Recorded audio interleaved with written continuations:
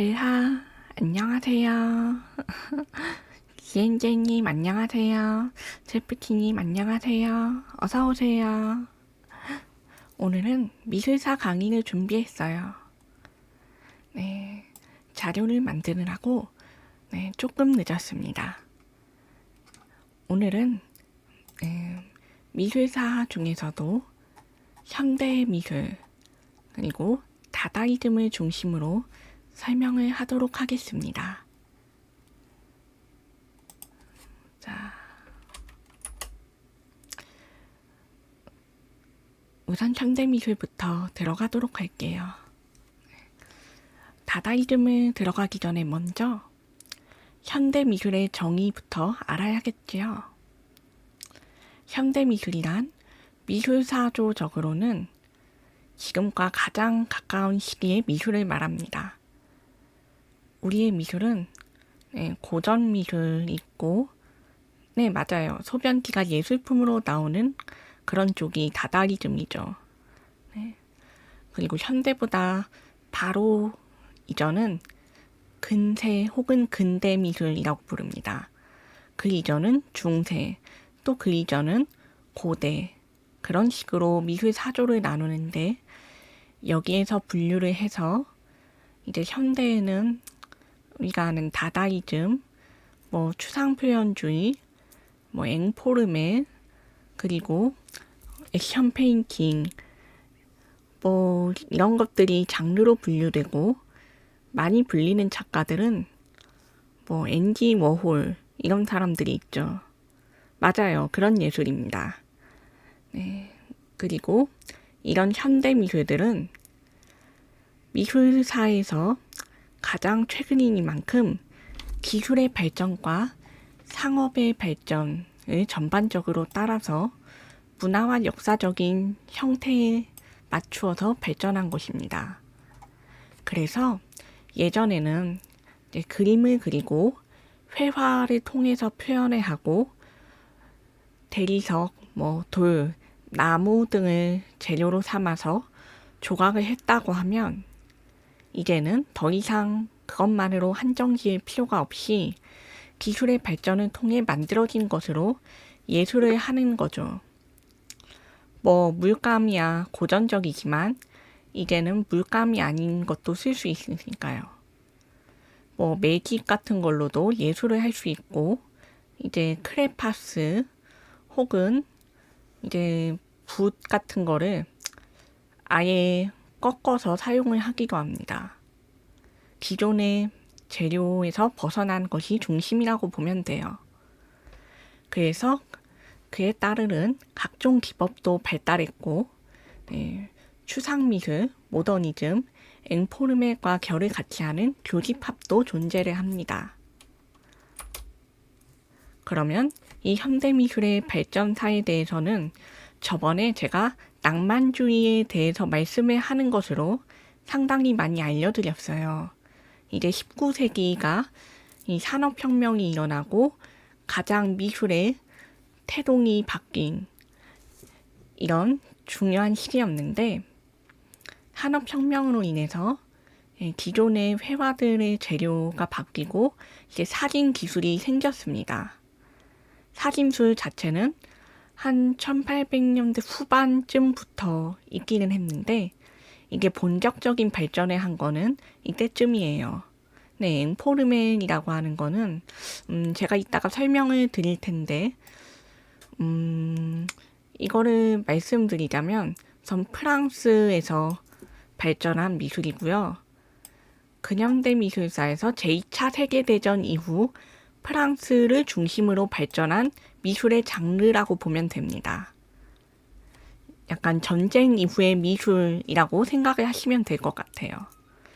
그리고 이제 산업 기술이 발전을 하니까 이 미술도 성격이 달라져서 산업 미술, 요즘은 상업 미술이라고 많이 바꿔서 부르는데 이 상업 미술하고 광고로서의 미술이 발전을 합니다. 우리가 아는 근대의 알폰스 무아, 이 사람도 사실 순수 미술 작가는 아니고요. 상업 미술을 통해서 돈을 벌었죠. 이 사람은 포스터라는 것을 이용해서 자신의 그림으로 극장 광고, 뭐 영화 광고, 샴페인, 뭐 아이들 분유, 와인, 온갖 작품들을 이렇게 광고로 만들어서 먹고 살았습니다. 이 사람은 의뢰를 받아서 상업적인 미술을 사용한 사람이에요. 그리고 우리가 현대 미술 작가 중에 가장 많이 아는 사람 중 한 명일 것인 이 앤디 워홀도 어떻게 보면은 상업 작가가 맞습니다. 이 사람도 원래 순수 예술을 한 사람은 아니었거든요. 이 사람은 원래 상업 예술로 시작을 해서 이제 순수 미술, 고전 미술을 공부하면서 전시회를 열었던 사람이에요. 백남준도 현대 미술이니까 결을 같이 하기는 할 것 같아요. 근데 이제 그 사람은 서양 미술사로 들어가진 않고 한국의 근대 미술사로 들어가죠. 근대 미술의 발전, 거기에 가장 기여한 사람들 중 한 명이라고 보면 되고, 이 백남준은 현대로 분류되는 이유가 비디오 아트, 그러니까 영상을 활용한 예술을 했어요. 이 사람은 우리가 전시회 많이 가보면요, 백남준 거를 발견을 할 수 있잖아요. 우리가 지금 흔하게 아는 동영상이라고 하는 형태가 아니라 그냥 무한히 반복적으로 같은 장면 혹은 어떤 특정한 작품만을 촬영한 것을 이렇게 전위적인 예술을 통해서 영상으로 만들어서 이렇게 재생했습니다. 그래서 백남준은 사실 비디오 아트 기술자이면서 전위 예술을 형성한 사람이라고도 불리죠. 왜냐하면 이것을 통해서 예술이 무엇인가를 보여주었고, 예술을 하기 위해서 이것을 기획을 했기 때문에 저술이나 이론 작업도 상당히 많이 했던 사람이었어요. 작품만 낸 게 아니라 자신의 미술에 대한 이론을 이렇게 정립을 했습니다. 그래서 백남준은 20세기를 대표한 세계적인 예술가 중 한 명인데 한국 근대 미술가로서 좀 더 유명한 거죠. 이 시기가 맞기는 해요. 근데 조금 더 뒤? 2차 세계대전보다 좀 더 뒤. 이 사람은 본격적으로 유명해진 게 좀 뒤의 일이라서 출생 자체는 1932년부터 했으니까 이 시기가 맞습니다. 예술 활동은 1960년대 후반부쯤부터 50년대에서 60년대쯤으로 잡고 있어요. 어쨌든 맞기는 합니다. 낭만주의에 대해서 제가 설명을 드렸는데 이후에 이상화된 미술에 대한 열망이 전 세계적으로 강해지고요. 특히 유럽, 여기서 열풍이 불었습니다. 그리고 이 낭만주의가 격화됨에 따라서 파시즘에도 영향을 미치고 제1차 세계대전, 제2차 세계대전을 통해서 유럽의 전쟁사가 지나가고 다다이즘이 시작됩니다. 그리고 다다이즘을 거쳐서는 또 전쟁 후에 새로운 미술이 등장을 하죠. 이 새로운 미술들은 다다이즘, 그리고 추상 표현주의, 액션 페인팅 이렇게 거쳐서 발전을 합니다. 그리고 여기서 중점으로 말씀드릴 다다이즘에 대해서 설명을 해보겠습니다. 다다이즘이란 제1차 세계대전 중에 출현한 개념으로 프랑스어로는 옥마, 나무로 만든 말, 독일어로는 작별인사, 루마니아어로는 그렇고 말고를 뜻하는 언어입니다. 그러니까 어떤 특정한 한 가지 뜻만을 가진 게 아니라 무작위적인 소리를 통해서 이루어진 언어라는 거죠. 그래서 이 다다이즘은 역설적이게도 아무것도 아닌 언어입니다. 이 다다이즘은 뭐라고 해야 할까? 사실상 정해진, 규정된 이런 개념을 거부하는 예술입니다.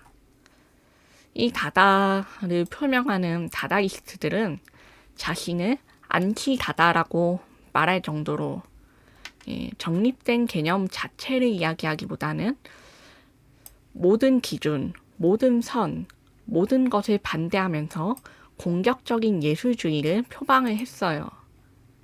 이 다다이스트들은 반정부주의와 무정부주의를 지지했고요. 전쟁의 참상을 이야기하면서 부르주아 문화에서 이 전쟁이 시작되었다라는 비판을 합니다. 이게 앵포르멜이 비정형을 의미하는 단어인데 제2차 세계대전 이후로 프랑스를 중심으로 일어난 현대 추상회화라고 한다면 다다는 제1차 세계대전 그리고 독일과 프랑스와 미국의 뉴욕 등 여러 지역에서 일제히 일어난 미술 운동이라는 차이점이 있습니다. 기억과 시기가 달라요. 이 다다이스트들은 당시 사회로서는 충격적이고 기이한 퍼포먼스, 시 낭송회, 문학, 전시회, 출판 등으로 자신의 신념을 실천했습니다. 이 다다이스트들은 세상을 향한 분노를 쏟아내면서 기존의 질서를 뒤집는 혁명에 대해서 말했어요. 우리가 아는 보수적인 것에 맞서고 질서를 깨뜨리고 혁명적인 것을 외치는 이 미술의 이미지라는 것은 대체로 근현대기의 것입니다. 그러니까 그 이전까지의 미술은 대부분은 오시며 특권층이 누리고 생산하는 것, 그리고 질서를 공고히 하는 작업에 가까웠죠. 이 다다이스트들은 전쟁 중에 발생을 해서 애국심을 호소하며 젊은이들을 죽음의 전장으로 내모는 기득권의 계층들을 강하게 비판했고 정부의 권력에 대해서 허무주의적인 무정부주의로 대응했습니다. 우리가 아는 무정부주의, 즉 아나키즘과도 어떤 연관이 있다고 보는 편입니다. 이들은 질서와 법칙, 가장 인간사에서 올바르다고 여겨져 온 이성에 대한 상식을 부수고 모더니스트 운동을 조롱했습니다. 왜냐하면 과학기술의 발달로 인해서 눈부신 발전을 통해서 인간이 잘 살 수 있게 될 줄 알았지만 그렇지 못하다고 여겨졌기 때문에 기술의 발전에 따른 부작용들과 현실을 깨달았기 때문에 결국 이들은 과학기술의 발전조차 조롱했고 그 발전의 모순으로 인해서 쏟아져 나온 여러 가지 문제들을 비판하며 분노했습니다. 인간의 유토피아와 이상향, 행복과 기쁨, 그리고 편안함과 안락함만을 누리고 채워질 수 있을 줄 알았던 욕구들이 사회, 자본, 권력의 모든 과정을 통해서 생기는 문제가 이 당시의 미술을 통해서 문제점이 제기되고 비판되며 쏟아져 나왔습니다. 이 다다이즘의 풍조는 그대로 이어져서 나중에 나오는 팝아트 문화에서도 수용이 됩니다. 이 팝아트는 영국에서 시작을 해서 미국으로 다시 건너가는 미술입니다. 이거는 추후에 다시 설명해 드리도록 하겠습니다. 권력가들이 약속하는, 정치가들이 이야기하는 사회의 안정, 평화와 모두가 잘 사는 세상 등을 인간이 믿었던 것에 대하여, 그리고 이것과 다툼을 위해서 이루어지는 전쟁에 대한 비난을 가한 것이죠. 이 인간의 삶이 우연의 연속이고 사실은 예측할 수 없는 불확실성을 가지고 있다라는 주장을 따라서 이 다다이스트들은 국가의 질서, 의도적인 체계, 사회에 정리정돈되어 보이는 구조들은 모두 거짓이자 위선이라고 주장을 하면서 반문명, 반이성, 비합리와 우연성 등을 추구하고 전통적인 예술의 고전미, 우리가 아는 신미적이고 미학적인 가치들을 공격하고 부정했습니다. 그렇죠. 비슷한 점이 있다고 볼 수 있습니다. 히피 문화로 대표되는 아나키스트, 그것들도 사회에 반하는 것, 그리고 규정되지 않은 것에 따라서 발생했기 때문에 비슷한 지점이 있지요. 그거는 문화적인 운동, 히피 문화는 문화적인 운동, 아나키스트는 정치적, 사회적인 운동이고, 이 다다이즘은 미술사조적인 운동이라고 이렇게 이름을 다 다르게 붙여서 사회적인 현상이 나타나는 것을 분류했다고 생각하면 좀 더 이해가 갑니다. 그리고 이 다다이즘의 특징 자체가 무일관 성과, 무질서의 추구예요. 이 다다이즘은 모든 인위성을 거부했습니다. 모든 인위성을 거부하는 것이기 때문에 당시에는 크게 문제되지는 않았어요. 반예술을 과격하게 지칭했기 때문에 이 다다이즘은 대부분은 전쟁과 관련된 국가에서 일어났고, 이런 예술가들 중에서도 극단적인 사회주의자들이 나타나기 시작하면서 1차 세계대전 이후 패전국인 독일에 급속하게 자리 잡기도 했던 것이 문제였습니다. 이런 젊은 예술가들이 다다이즘의 감명을 받고 파괴의 원리에 대해서 동조를 하면서 사회주의에 대한 과격한 열망이 생겼습니다. 기존의 질서, 기존의 권력의 공고함, 그리고 이런 권력 아래에서 일어나는 정부의 무능과 부정부패에 대한 반발들, 그리고 당시 새로운 정치적인 믿음인 공산주의가 평등한 사회를 시연해 줄 수 있을 거다라고 하는 젊은이들의 믿음이 생겨나서 덕분에 이 낭만주의와 다다이즘으로 선점되었던 정치적인 기조는 예술가들 사이에서 나치 공산당에 입당하는 사람들이 생겨나기도 했고, 제2차 세계대전 이후 분할된 독일의 동독에 공산정부가 들어서는 원인이 되기도 했습니다. 다다이즘뿐만 아니라 낭만주의가 파시즘 그리고 아나키즘과 관련이 있다고 이야기되는 것도 바로 이 때문이죠.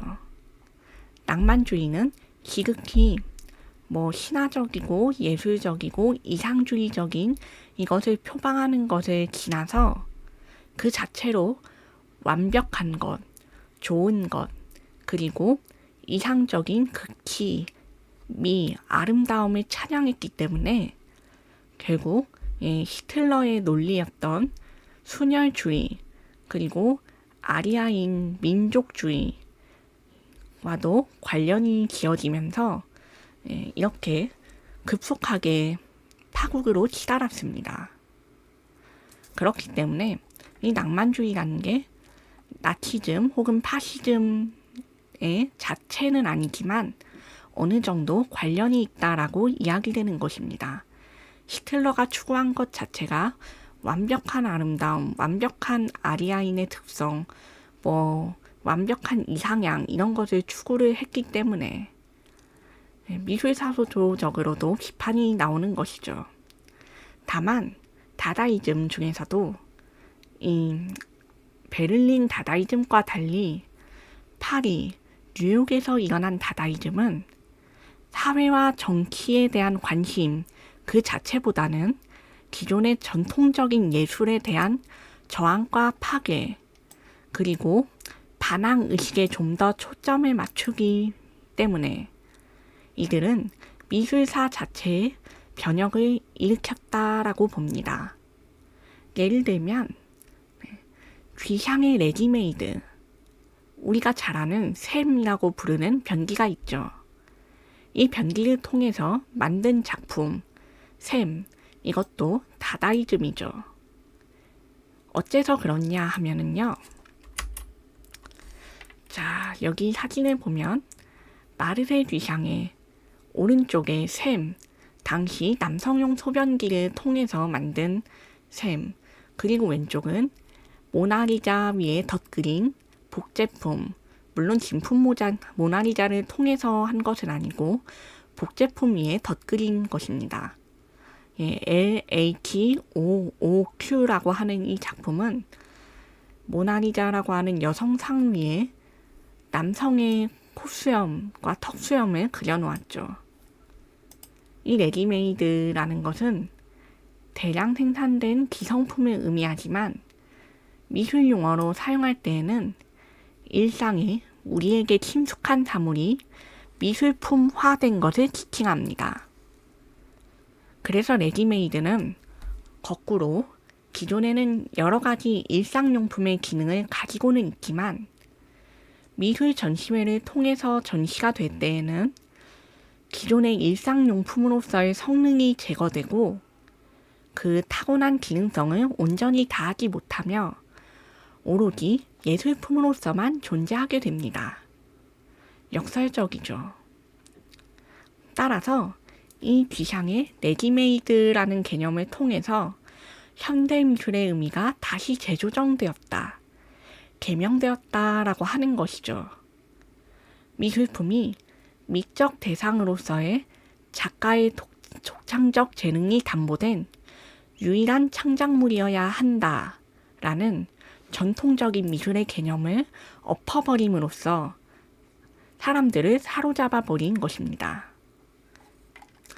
이 레디메이드라는 기성품을 개변하는 행위를 통해서 듀샹은 유일한 것도 아니고 독창적인 것도 아닌 것을 함으로써 현대미술을 완성시켰습니다. 듀샹이 여기서 한 것은 무엇이죠? 이 남성용 소변기를 구입하고 자신이 선택함으로써 여기에 단지 서명을 남기고 작품의 연도를 남김으로써 평범한 일상의 사물이 미술품이 될 수 있는 가능성을 열었습니다.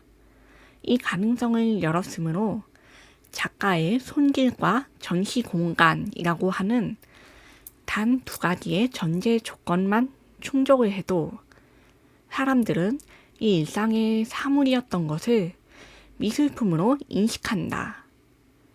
그리고 그럼으로써 우리의 무엇이라도 미술적인 기능을 다할 수 있다.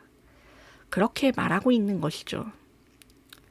아무리 하찮은 오브제라고 할지라도 작가가 선택만 하면 미술품으로 바뀐다는 것 자체가 미술가들의 상상력과 자유로움, 그리고 힘과 가능성을 열어주었고요. 가령 다빈치는 전통 미술이잖아요. 다빈치의 모나리자가 파리의 루브르 박물관이 아니라 어느 가정집에 있다고 해도 다빈치의 그림이 아니게 될까요? 모나리자라는 이 위대한 작품의 그림과 가치 자체가 훼손되는 것일까요? 아닙니다. 그러면 그 장소가 이동했다고 해서 모나리자가 더 이상 좋은 예술품이 아니게 되는 걸까요? 그건 또 아니겠죠. 그러나 듀샹의 셈은 그렇지 못합니다. 이 전시 공간을 벗어나면 듀샹의 셈이라고 이름이 붙은 이 소변기는 다시 일상의 용품으로 돌아가서 미술가가 지켜보거나 권위를 부여하지 않으면 여전히 일상용품으로, 심지어는 한낱 쓰레기로도 존재가 할 수 있게 되는 거죠. 미술품이 아니라 한낱 소변기로 돌아갑니다. 하지만 동시에 전시장에서는 미술품이 되지만 관객이 저거 소변기 아니야? 이게 왜 여기 있어? 라고 말할 수 있는 존재로도 인식을 하니까 두 기능을 모두 다 하는 것이죠. 하지만 미술품으로 전시됨으로써 소변기로서 사용은 더 이상 하지 못하기 때문에 이 전시장에 존재하는 한 일상용품으로서의 기능을 수행을 할 수가 없습니다. 그래서 미술품으로서의 기능만 존재한다고 말하는 것이고요. 그러나 바로 그렇기 때문에 미술과 일상용품으로서의 경계가 모호해집니다. 이것이 바로 다다이즘입니다. 기존의 체계를 파괴하는 것, 우리가 믿었던 것을 부수고 새로운 것을 내놓아서 제시하는 것. 그러나 작가의 인위적인 조합이 아니라 기존의 것을 활용해서 파괴를 하는 것이죠. 여기 우리가 보는 수염난 모나리자도 다다이즘의 일종입니다. 네, 예술이란 개념으로서의 메타적 해석이 존재와 구별되어 성립할 수 있다는 건가요? 그렇게 말할 수 있겠습니다. 왜냐하면 우리가 지금까지 믿어온 예술이라는 개념이 단순히 회화와 종교 미술과 어떤 신성한 것들, 불가침의 영역들, 단지 고루하게 존재하는 것들에서 벗어나서 새로운 것도 미술이 될 수 있다라고 하는 금기를 깨뜨리는 정신이었기 때문에 이거는 사람들의 인식 그리고 집단적인 의식으로서의 인지와 개인이 부여하는 이것도 미술이 될 수 있다라는 권위를 부여하는 인지로서 메타적 해석으로서의 대립이라고도 부를 수 있고 또 이 메타적 해석을 통해서 기존에 성립된 물질로서의 존재와 구별되어 성립될 수 있다라고 하는 것과도 똑같습니다. 그러니까 다양하게 말할 수 있는 거죠. 제프티님이 말씀하신 말도 맞습니다. 그래서 이 모나리자가 왜 다다이즘의 일종이냐라고 하는 것도 여기서 설명할 수 있습니다. 모나리자 하면 뭐가 떠오르나요? 아름다운 여인, 눈썹이 없는 여성, 그렇게 생각을 하죠. 그런데 이 모나리자는 수년간 아름답고 이 오묘한 미소를 통해서 고전적인 기존의 고상하고 전통적인 여성성으로서의 찬사를 받은 작품입니다. 다빈치라고 하는 물론 불세출의 천재, 엄청난 거장, 이 천재의 작품으로서도 찬사를 받았지만 동시에 봉건적인 전통적으로 기존에 제시된 여성상, 모두가 좋아하는 여성이라고 하는 기준의 그림에 맞춘 것이죠. 그런데 바로 이런 특성을 가지고 있었기 때문에 수세기 동안 조명될 수 있었던 아름다움의 대명사인 모나리자에 남성의 수염을 그려 넣어서 한순간에 우스꽝스럽게 만듦으로써 모두가 선망하던 아름다움의 가치를 순식간에 뒤바뀌어 버린 것이죠. 수세기 동안 찬사의 대상이 된 고귀한 명화가 한순간에 금기를 넘어버려서 우스꽝스러운 존재로 전락해버리는 것. 그것 또한 다다이즘입니다.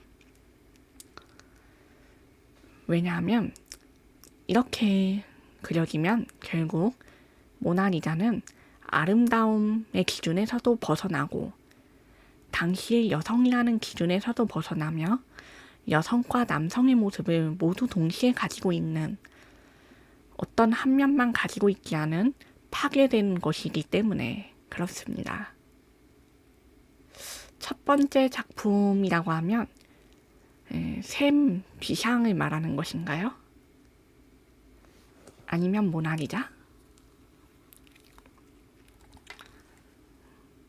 아, 모나리자요?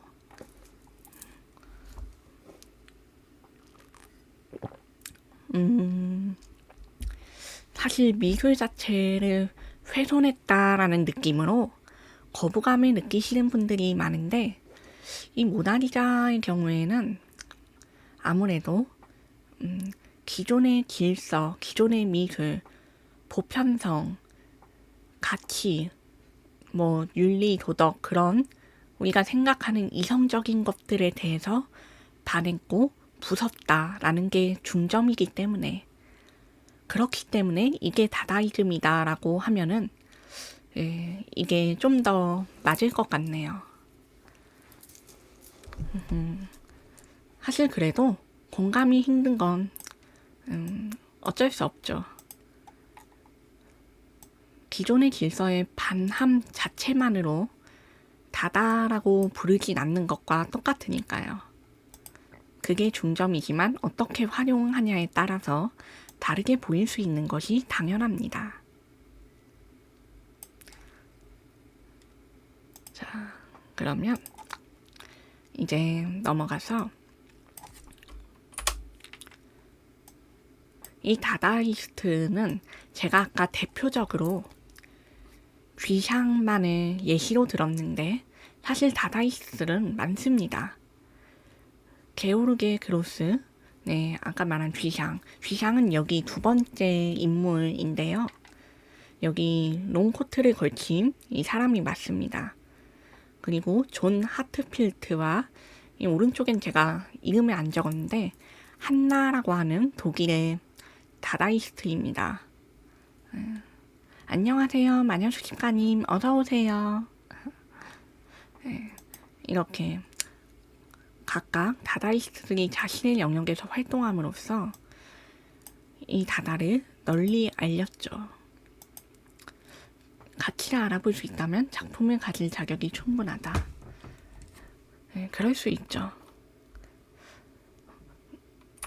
저도 기존의 가치도 좋아하고 파괴하고 질서를 수립하고 재정립하는 것도 모두 예술이 될 수 있다고 보기 때문에 저는 둘 다 나쁘지 않은 것 같습니다. 그래도 고전 미술을 좀 더 좋아하는 건 취향이긴 해요. 어쨌든 이 다다이즘이 요약을 하자면 아까 말씀드린 것처럼 패전국인 독일 베를린에서는 파괴, 사회 변혁, 부정부패 타파, 정치적인 움직임과 진보 등을 표방을 했습니다. 미술사적 기조를 뜻하기도 했지만 좀 더 정치적인 개념으로 많이 사용되었죠.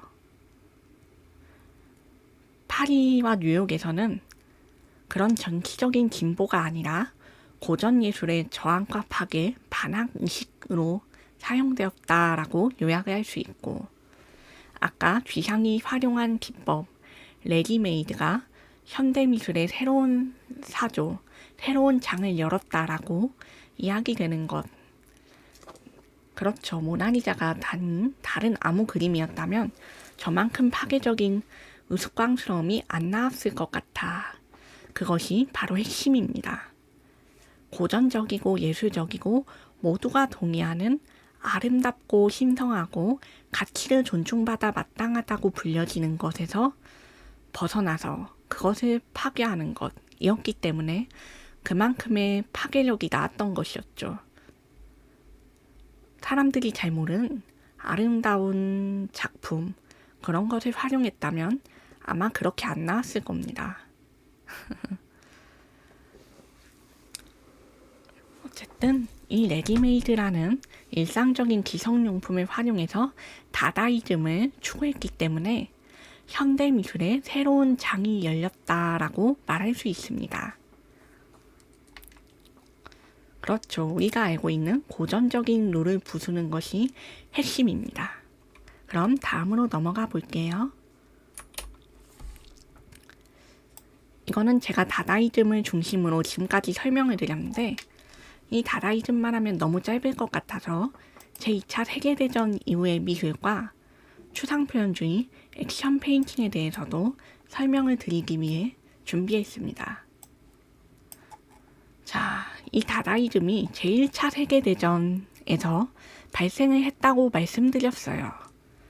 그러면 이 다다이즘을 넘어서 무슨 미술이 발생을 했냐? 제2차 세계대전 이후에는 또 뭐가 없었냐? 있겠죠? 그러면 이것에 대해서도 설명이 있어야 우리가 이것을 이해할 수 있을 겁니다. 자, 1차 세계대전 끝나고 패전국 독립이 되고 연합국이 승리를 하고, 자, 2차 세계대전 또 나오고요.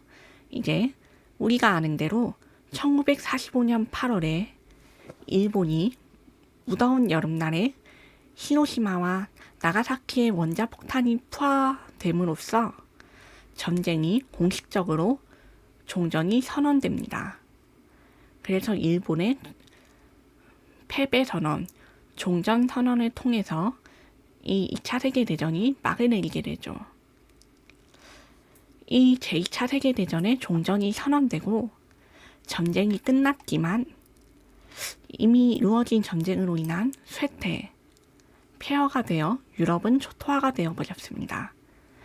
제1차 세계대전에서 독일이 이 다다이즘이 중간에 발생했지만 끝나고 나서도 독일이 다다이즘에 큰 영향을 받아가지고 기존의 것들을 파괴해야 된다, 재변형, 재탄생해야 된다라고 선언을 하게 되는 것과 마찬가지로 2차 세계대전 끝난 후에 유럽이 아닌 다른 지역들에서도 새로운 바람이 불어오게 됩니다. 왜냐하면 1차 세계대전이 끝났잖아요. 한 번 파괴된 곳이죠. 그런데 제2차 세계대전이 되면은 이쯤 되면은 두 번의 전쟁을 거쳤기 때문에 사실상 폐허와 마찬가지입니다. 기존에 남은 것들은 모두 파괴가 되고 재건을 하려면 오랜 시간이 걸려요. 그러면 이 폐허가 된 땅에서 예술을 할 수 있겠습니까? 힘들어요. 전쟁 이후에 많은 전쟁 고아가 생기고 많은 문화시설들이 파괴되고 죽은 사람, 산 사람들, 의료기술 때문에 또 문제가 생기고 이런 역사적인 아수라장 속에서 이 전쟁을 피해서 피난을 간 피난민들, 유럽에서 신대륙이었던 당시의 기준으로 아메리카, 이 미국으로 사람들이 떠나기 시작합니다. 살아남은 사람들뿐만 아니라 당시 전쟁에서 이 전쟁의 화를 피하기 위해서 일찌감치 도망간 사람들도 포함되어 있어요. 그렇게 이 예술가들이 유럽에서 자신의 터전을 떠나 땅을 옮겨가면서 서양의 근대기에서 비로소 미국 미술의 역사가 시작되었습니다. 물론 미국 미술 자체는 그 전부터 원주민들하고 이전의 사람들, 이주민들을 통해서 존재를 했습니다만 본격적인 서양 역사에서 미국 미술이 돋보이기 시작하는 것은 이때쯤부터입니다. 제2차 세계대전이 끝나고 유럽 미술이 미국으로 무대를 옮겼을 때, 그래서 사실 미국 미술의 역사는 굉장히 짧아요. 미국 자체가 역사가 짧은 나라기도 하고 1940년대쯤부터 아메리칸 드림을 통한 예술가들의 성장과 이주 그리고 탄생부터가 본격적으로 서양이라고 말할 수 있는 미국 미술의 중심이거든요. 어쨌든 이 미술의 중심지가 유럽에서 미국으로 이동함으로써 미국은 미술을 얻었습니다. 그리고 이 바탕에는 절대 논리로 그동안 서양이 믿어왔던 차가운 이성, 그리고 과학, 기술, 그런 것들에 배신당한, 어쩌면 이 기술에 배반당하고 학살당한 인간으로서의 고통이 이어졌기 때문에 과학의 논증과 확신은 인간에게 혐오와 불확실한 대상으로 판단이 되었습니다.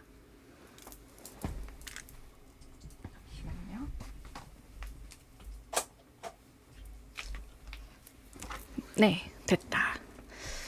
그리고 이 미술의 새로운 중심지로 떠오른 미국의 뉴욕에서 이들은 본능적 충동의 분출을 따르는 우연적이고 불확실한 형식을 탐구했고 이를 추상표현주의라고 불렀죠. 유럽은 전쟁이 끝났지만 예술가들은 두 번 다시 유럽으로 돌아가지 않았습니다. 돌아간 사람들도 있었지만 일본이 침입했던 진주만을 제외하면 미국 본토는 멀쩡했고 전쟁을 뒤늦게 참전해서 미국이 사실상 승리에 결정적인 역할을 했다라고 하는 당시의 생각이 만연했기 때문에 안전한 곳을 놔두고 대부분은 돌아갈 이유가 없다고 여겼어요. 그래서 이 유럽 미술의 거장인 우리가 잘 아는 샤갈, 몬드리안, 달리, 에른스트, 브루통, 레제 등의 유명한 미술가들, 그 사람들이 뉴욕에 망명을 했습니다. 그래서 이들이 미국 전시의 중심이 되죠. 그리고 이 거장들을 따라 추종자들과 젊은 예술가들이 모여들기 시작하면서 미국 미술이 본격적으로 발전을 시작합니다. 그래서 이들은 기존의 유럽의 미술들, 마티스의 야수주의, 큐비즘, 기하학적인 추상 등 유럽의 발달사에 기여한 예술들에 관심을 가지고 연구를 했어요. 미국의 젊은 미술가들은 이 유럽인들의 오래된 역사, 그리스 로마 신화와 구전 설화들, 전래되는 동화들, 이에 관한 수많은 연구들, 프로이트와 카를 융의 정신분석학 따위에 열광하고 이를 토대로 자신들의 미술을 만들기 위해 노력합니다. 물론 원주민들의 예술도 근간했겠죠. 미국 땅은 근본이 원주민들의 땅이었으니까요. 그리고 이주한 사람들, 원주민들의 예술과 아메리칸 드림을 꿈꾸던 사람들의 힘이 합쳐져서 미국 예술의 역사가 만들어지기 시작합니다. 잭슨 플록, 드 쿠닝, 프란츠 클라인 이런 액션 페인팅 회화를 하는 작가들이 여기서 탄생을 했고 추상표현주의자들은 대부분 생물유기체적인 형태를 탐구하면서 점차 추상으로 이행했습니다.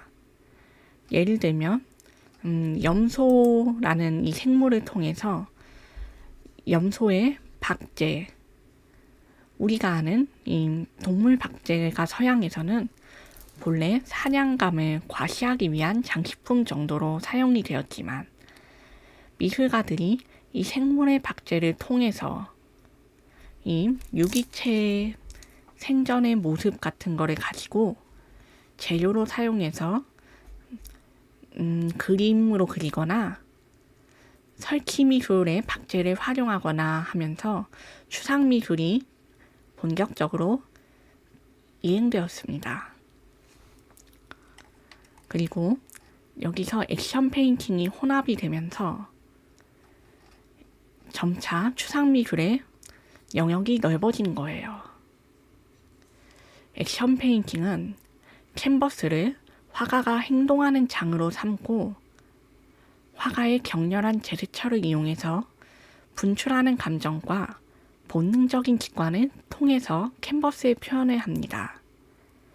그래서 액션 페인팅 작가들은 그릴 대상을 미리 결정하지 않고 우연성과 즉흥성을 존중합니다. 유명한 호프만과 고키가 그런 사례입니다.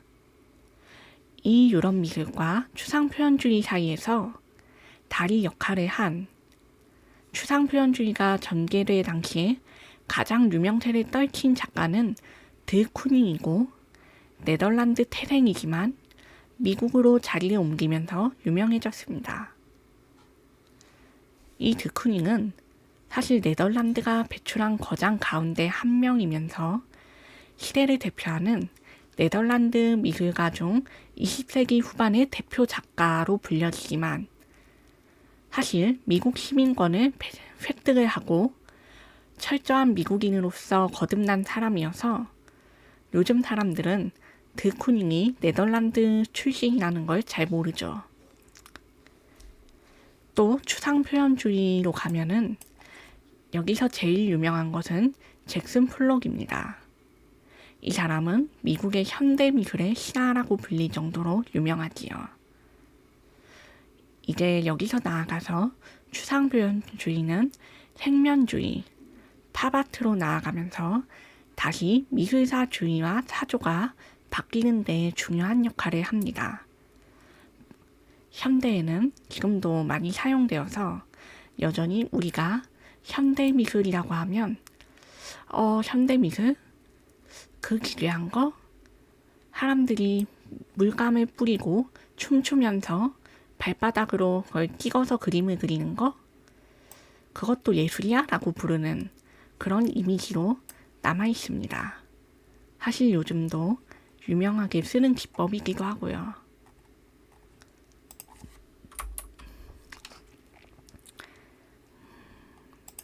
자, 여기서 왼쪽이 우리가 아는 오른쪽이 잭슨 폴록이고, 왼쪽이 드쿠닝입니다. 맞나? 잠시만요. 아니, 잠깐만요. 맞나?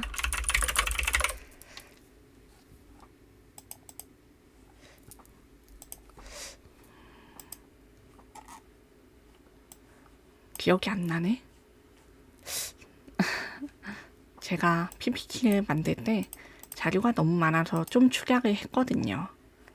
어쨌든 이 유명한 작가들을 통해서 미국 미술이 발전을 하고 현대 미술이라고 부르는 개념을 건립을 했다라고 봐도 무방할 것 같습니다. 뒤향이 현대 미술의 개념을 세우고 미국으로 미술이 옮겨감으로써 이 사람들이 다시 현대 미술의 정형화, 즉 우리가 아는 이미지를 다시 세운 것이죠. 자, 그러면 액션 페인팅까지 마침으로써 오늘의 강의는 끝났습니다. 궁금하신 것이 있으신가요?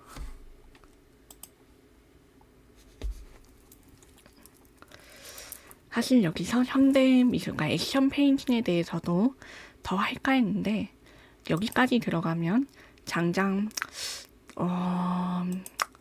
2시간, 3시간쯤 될 것 같아서 이거는 자체 축약을 했습니다. 제가 원래 1시간 강의를 하거든요. 여기까지 들어가면 2시간, 3시간 되는 건 저도 체력적으로 힘들기 때문에 다음 기회에 이야기해 보도록 하겠습니다.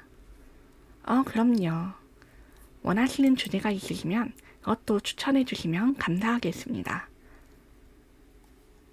저도 추천받아서 하는 게 재밌거든요. 부담 없이 추천해 주세요. 질문도 얼마든지 하셔도 됩니다.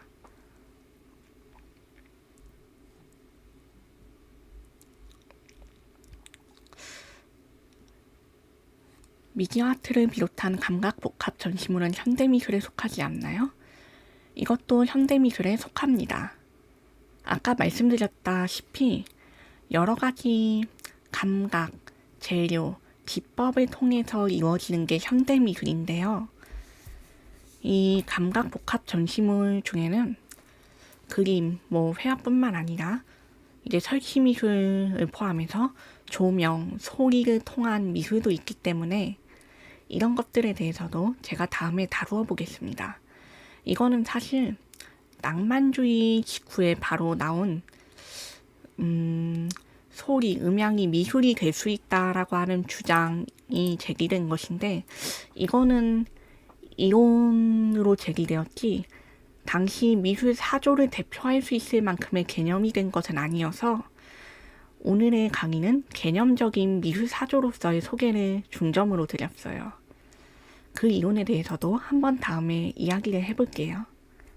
남미 지역의 전통신앙과 가톨릭의 결합이란 주제로 추천드리고 싶다. 이것도 나쁘지 않죠. 그런 전시도 있으려나요?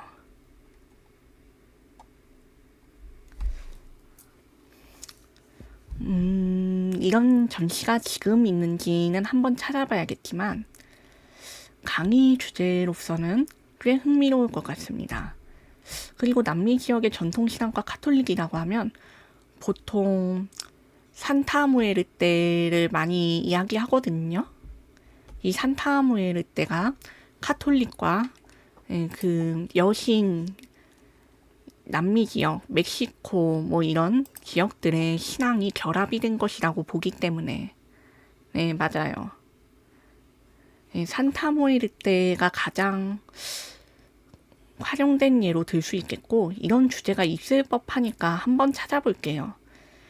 관련 전시도 있을 것 같네요. 만약 없으면은 그냥 개념과 이 이론에 대해서 이야기를 해보도록 하고요.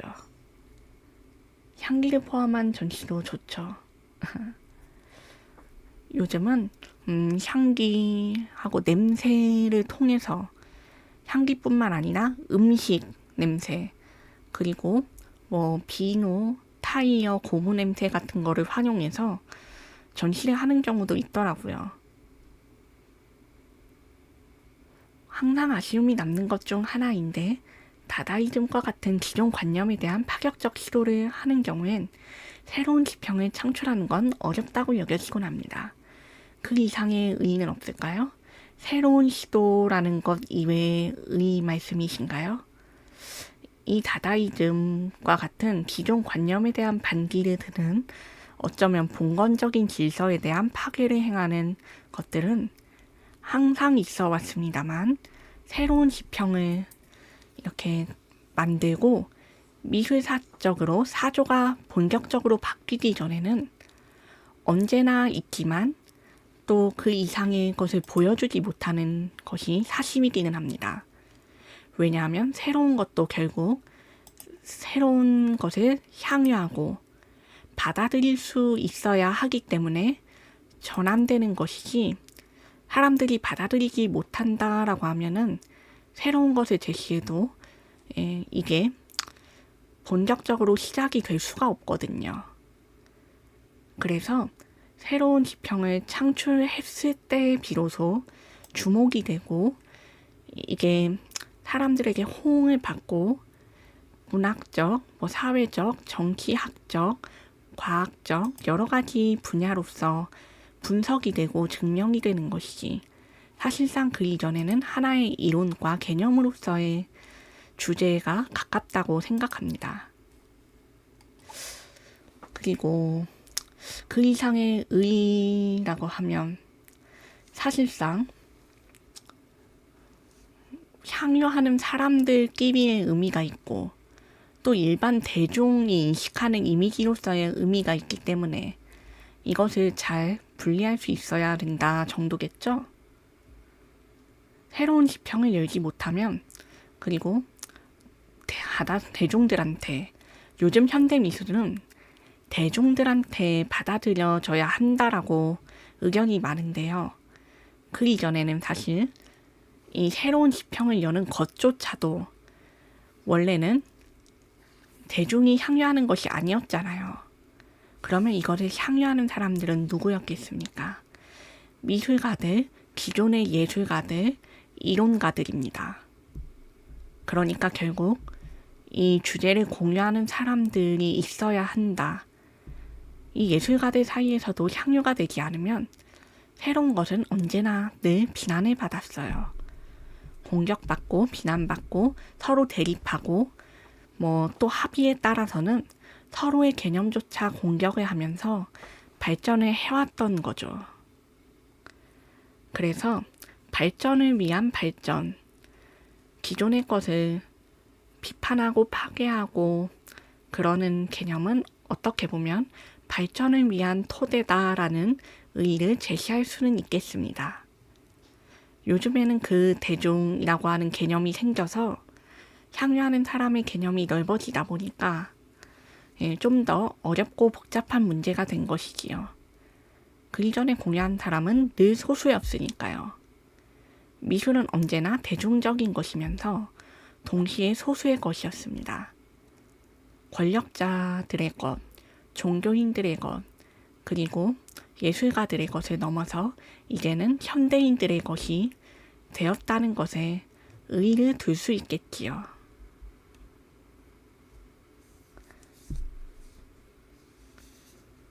그렇죠. 현대미술은 땡땡땡한 것이야 라는 관념조차도 슬슬 바뀌는 것이 이제 좋은 것이라고 봐요. 저는 미술이 나아갈 수 있는, 발전할 수 있는 개념이 다시 창조되는 시기겠구나라는.